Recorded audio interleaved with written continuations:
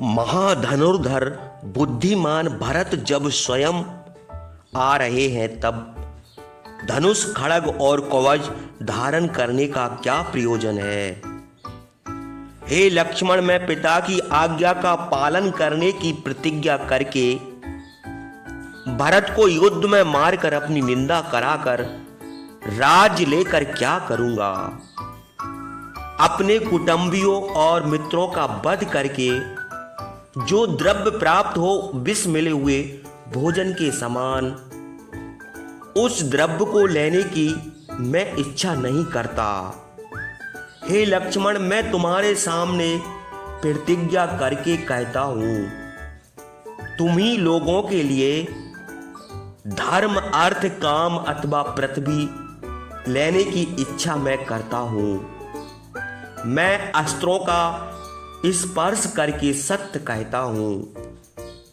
मैं भाइयों के सुख के ही लिए राज्य की इच्छा करता हूं। हे लक्ष्मण, यद्यपि मेरे लिए समुद्र पर्यंत पृथ्वी दुर्लभ नहीं है, किंतु मैं अधर्म करके इंद्र का पद भी ग्रहण करना पसंद नहीं करता।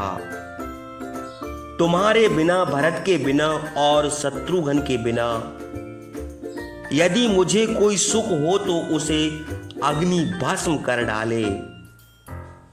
हे वीर, मैं समझता हूं कि मेरे प्राणों से भी अधिक प्रिय भ्रात वत्सल भरत जटा बतकल धारण करके तुम्हारे और सीता के साथ मेरे वनवास का हाल सुनकर स्नेह के मारे शोक से व्याकुल होकर कुल धर्म का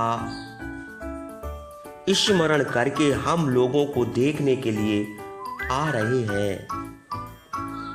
इसके सिवा और किसी प्रयोजन से नहीं आते हैं। श्रीमान भरत अपनी माता कैकेयी पर कुपित होकर उनको कठोर वचन कहकर पिताजी को प्रसन्न करके मुझे राज देने के लिए आ रहे हैं। इस समय भी जो हम लोगों को देखने के लिए आते हैं तो मुझे यह विश्वास नहीं होता कि वे मन से भी हम लोगों का आहित करें। भरत ने कब तुम्हारा अप्रिय किया है और क्या अनष्ट किया है, फिर तुम भरत से इस प्रकार के भय का संदेह क्यों करते हो।